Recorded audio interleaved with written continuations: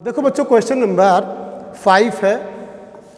Question number 5 है, if diagonals of a quadrilateral are equal and bisect each other show that it is a square.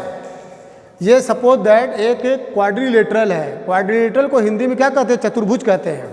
तो इसके जो diagonals हैं AC and BD, ये विकर्ण हैं जो आपस में क्या है? इक्वल भी हैं और एक दूसरे को क्या नाम है?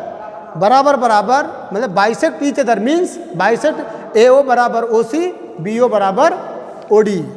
तो शो करना है कि ABCD एक वर्ग है, यानी ABCD एक स्क्वायर है। स्क्वायर किसको कहते हैं? All sides are equal and each angle is 90 degree. चलिए, गिवन दैट, पहले लिखेंगे given that ABCD is a quadrilateral. क्या है? क्वाड्रिलेटरल है। हम फिगर बना दिए स्क्वायर का, ठीक है, क्योंकि वो स्क्वायर ही बनता है।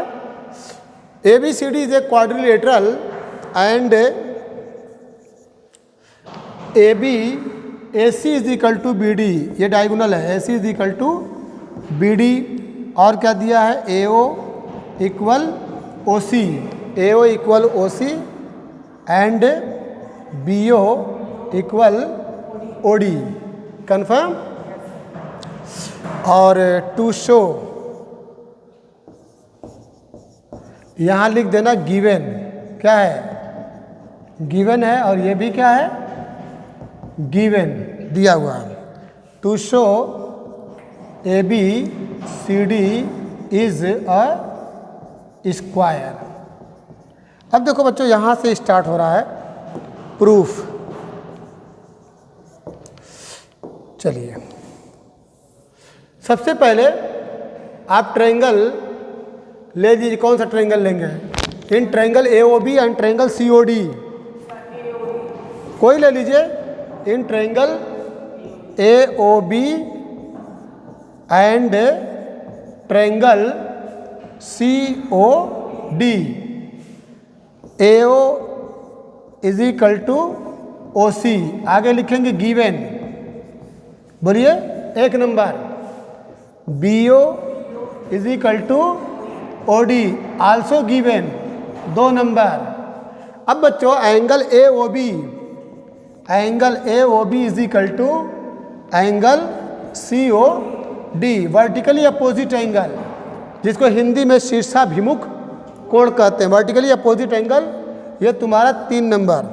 अब ज़रा बताओ, 2 साइड है और एक एंगल है, तो ड्यू टू माने की वजह से, due to S criteria of congruent triangle AOB, ये कॉन्ग्रुएंट ट्रायंगल COD। अब इसके बाद CPCT का नंबर आता है। Implies that AB is equal to what? CD। आगे लिखेंगे क्या? CPCT। तो AB इज इक्वल टू आपका क्या हो गया? CD हो गया। बच्चों AB इज इक्वल टू जहाँ हम BC कर देंगे या AB इज इक्वल टू जहाँ हम AD कर देंगे, हमारा प्रूव हो जाएगा। क्लियर? अब क्या करना, जब AB is equal to CD हो गया, ठीक है, तो यहाँ पे एक वेरी वेरी इंपॉर्टेंट है बच्चों, ध्यान देना। ये एंगल और ये एंगल आपस में इक्वल हो गया, ठीक है। ये भी CPCT में लिखेंगे। ये एंगल इक्वल और ये एंगल इस एंगल के इक्वल हो गया। तो आप लिख सकते हैं, इसमें और बढ़ा लीजिए। चलिए, यहीं पे हम लिख रहे हैं एंगल OAB इक्वल है एंगल OCD के, एंगल OCD के। इसको भी CPCT लिखेंगे, CP। अगर angle OAB is equal to angle OCD है और एंगल ODC इक्वल है किसके? एंगल OBA के, ये भी CPCT है। अब यहाँ पे एक चीज़ ध्यान देना, जब angle OAB is equal to angle OCD है, तो दीज आर अल्टरनेट एंगल्स। अगर angle OAB equal angle OCD है, it means these are alternate angle. और अगर अल्टरनेट एंगल्स हैं तो इसका मतलब AB और CD आपस में क्या हैं? पैरेलल लाइंस हैं। तो इसी को थोड़ा सा लिख दीजिए। If angle O A B is equal to क्या था, angle O A B is equal to angle O C D, angle O C D implies that these are alternate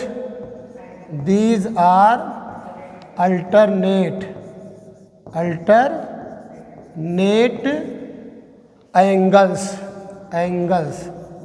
these are alternate angle, तो implies that AB parallel होगा CD के, तो this implies ABCD is a parallelogram, ABCD is a parallelogram,